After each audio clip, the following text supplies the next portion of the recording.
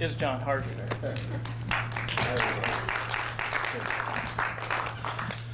Well, we did it again. We won the West. I don't know how many times you've seen it, but when I ran it at the Daybell Cinerama Theater locally, we had it for 38 weeks. And I'm still seeing things in this film that I haven't seen. There's so much panorama to explore, and that's part of the excitement too. And that's why I never tire of running this film as well as the other Cinerama films. All the films honestly have something unique and special to them, each and every one. Search for Paradise, perhaps in many people's minds, was the slowest film, but now as I look at that film present day, and being lucky enough to have it, even though I can't run it totally all the way through because it shrunk somewhat, you see people and places and events that are not just captured on a piece of film, but 3 pieces of film that put you right back into that time period when it was made. You are there with it. And that's a new kind of excitement that I became, I started to realize as I ran these films that would come to me in my home.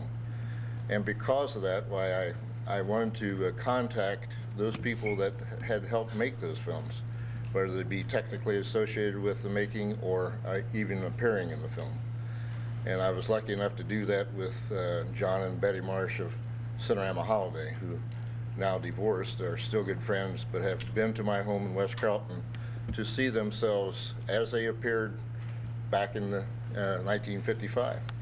And of course that's quite a shock for some people, including John, when his grandson they brought with him didn't quite recognize him because John was much thinner in the film. But that's another thing about Cinerama, and having saved this film. A lot of this film that I have was destined for the dumpster, and this film could have been just as easily there had it not been for the certain people caring to make sure that it, even though they couldn't run it, still got put aside so that it wouldn't be in the dumpster.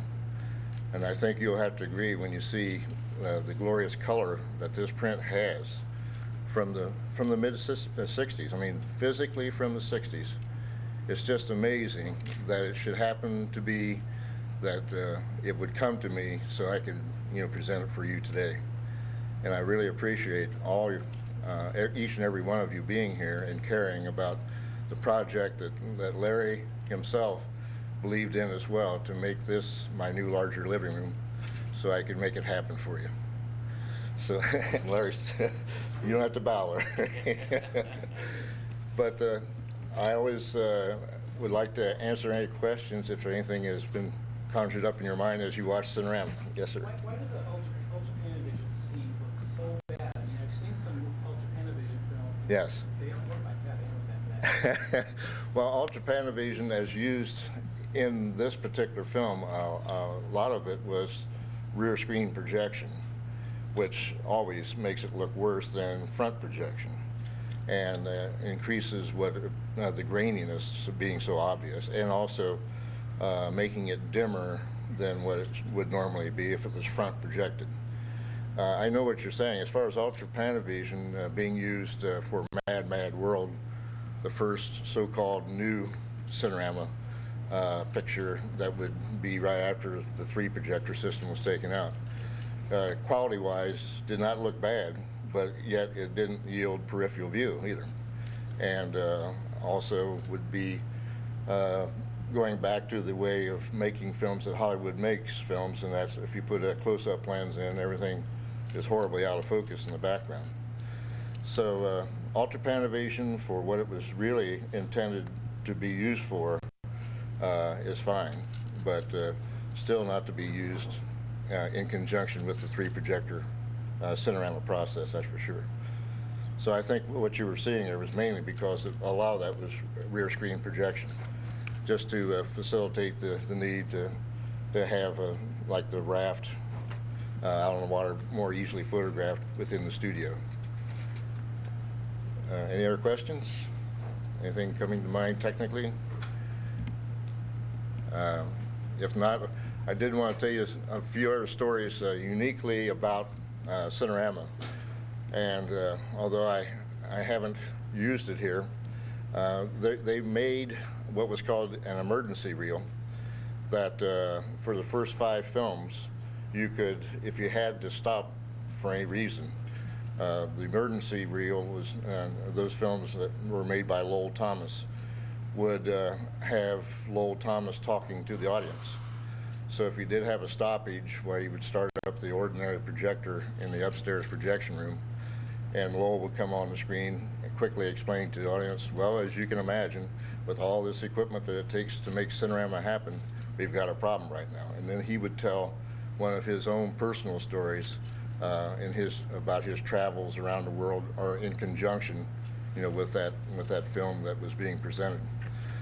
And I've been thinking about bringing that down just to show to an audience historically, not because I want to run. I don't want to stop, as you understand, but just to show you that kind of thing that was definitely relating only to Cinerama and how they thought to look ahead for those kind of situations that might come upon a Cinerama presentation.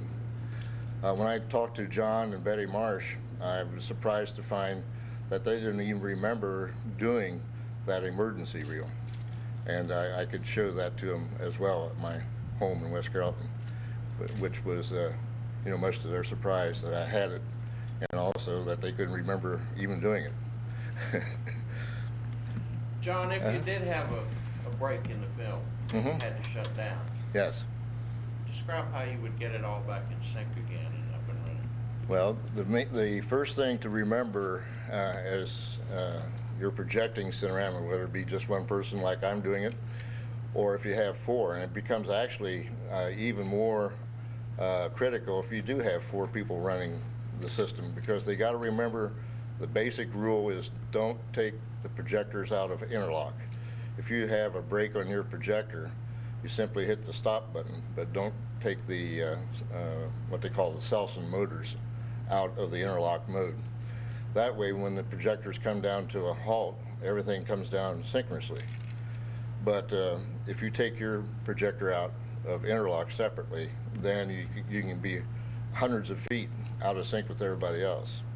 So the rule of thumb is if you would have to stop, you hit the stop button, everything comes down to a halt, and then you go to the film that had the break and look at the footage indicators. There are counters on each of the projectors and the sound reproducer that show how many feet have gone through at that point. And on the edge of the film is footage marks, our footage marks that are every foot, and that will put you within a foot of being in sync once you find the correct number that matches up with the counter. So you thread in at that point, start back up, and the most you would be off would be a foot. And that's pretty close, but still, even myself, if it was constantly annoying because a scene's coming on late or too early, I would want to shut right back down again and just juggle a couple frames in order to make it be more pleasing to watch for the rest of the film. We had a happening on How the West Was Won, matter of fact, at the Daybell Cinerama Theater locally, where we were approaching intermission in the Act 1, and there were what was called reel lifts that lifted the film for you through electric motor to the top spindle. And the reels, as you know, are heavy, and but this spindle that you put the reel on the reel lift was on a hinge. So we had a person who was working part-time on this particular projector and not paying attention as he lowered the reel lift before intermission to pick up reel 2, and not watching where this hinged pin went right into the top reel that was still running and immediately broke the film. We only had about 5 minutes to go to intermission time. So we had to take all that time to rethread and get back in sync, start back up, only to run 5 minutes. And the manager later told us that there was a lady complaining downstairs, a patron, saying that we had done that on purpose so we could have 2 intermissions and sell more popcorn and candy. And we all 4 of us wanted that lady to come up and talk to us, you know, for after all the trouble we went through. Well, I noticed you didn't have a reel lift. I saw you hefting that reel. Yes, yes, I actually have reel lifts. I haven't used them because in my home I don't have enough space for them, and down here pretty much the same thing. It's a little tight in the projection rooms. I probably could put the reel lifts in the left and right booths, and the sound reproducer, I got a problem there because that's where the walkway is for people coming in. So I do have 1 reel lift in use, and when I remodeled my home to have the larger Cinerama theater, that being my new living room, I cut in a skylight that's quite large, and I took one of the reel lifts and laid it down in the attic, and I used it to open and close my skylight electrically. So at least I put one of them to use, and the other 3 up in the attic in case I need spares, I guess. Any other questions? I missed the very beginning when you gave the talk. Are the little strips of ribbons for the thing so that it makes a nice circle? The reason for the use of the ribbon screen was because when Fred Waller developed the process that would need 146 degrees of curvature, he created his own monster because of cross reflection of light if he would use an ordinary screen surface, because the projectors the light bouncing off the screen on an ordinary screen surface would reflect to this side and wash out the picture if it was a person with a white shirt or whatever over there. So he thought, well, how can I deal with that? Because now you can get around it by using what is called a lenticular surface screen, but such a screen surface didn't exist at that time. So he thought, well, how can I deal with that? And that's why the ribbons. It's like Venetian blinds standing on end, but as you come around the curve, the angle of the ribbons is angled toward the audience, so that the light comes back toward the audience rather than across the screen. And that's why it was comprised of ribbons. Some of the original Cinerama screens, in order to save time during installation, would use the center section of an ordinary screen surface, and then they would start picking up the rest of the surface with ribbons, where the curvature would create the problem. But that's why they had the ribbon screen. He had a separate patent on that. Also, in the projectors is what was termed by projectionists, because it jiggled up and down, gigolos.